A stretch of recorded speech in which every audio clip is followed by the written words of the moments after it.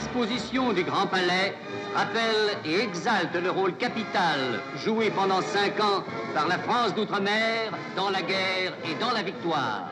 Revenons un peu en arrière. En juin 1940, le maréchal Pétain signe l'armistice avec l'Allemagne. C'est le début de l'occupation.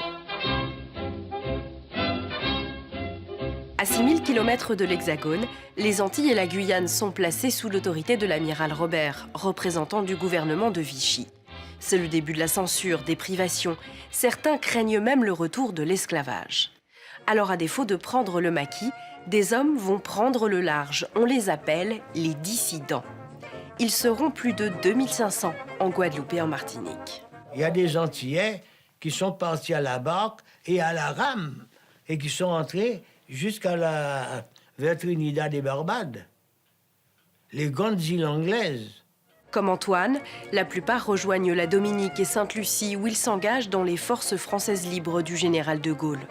Entraînés aux États-Unis, ils participeront ensuite au débarquement en France et en Afrique du Nord. Mais la colère gronde aussi parmi ceux qui restent.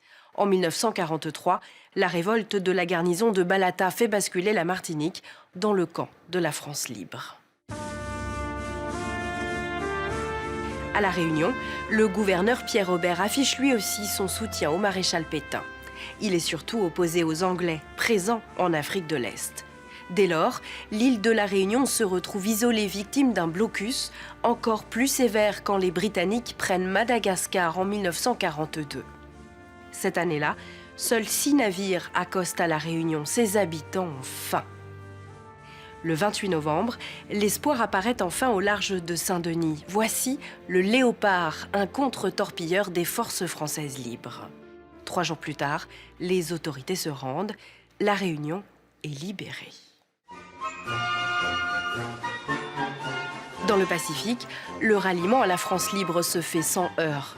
600 volontaires néo-calédoniens et polynésiens s'engagent au combat, formant le bataillon du Pacifique. Après l'attaque de Pearl Harbor, les territoires français deviennent un atout stratégique pour les Alliés.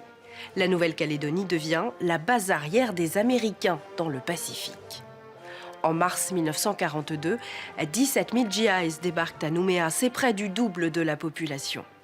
On savait qu'il y avait la guerre, nos parents nous l'avaient dit, mais on n'avait rien vu de la guerre véritablement. Et là, du jour au lendemain, on voyait arriver des Américains qui débarquaient avec armes et bagages, casques, masques à gaz et tout.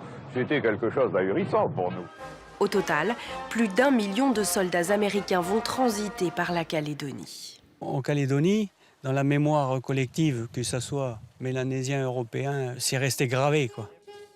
Et pas que dans la mémoire. Développement des infrastructures, routes, aéroports, culture. Les Américains projettent le caillou dans le monde moderne. Ils laissent aussi leur empreinte en Polynésie. 20 000 d'entre eux font étape à Bora Bora. Leur présence est synonyme de progrès. Et près de 80 ans plus tard, certains liens sont encore bien vivants. Mais ça, c'est une autre histoire.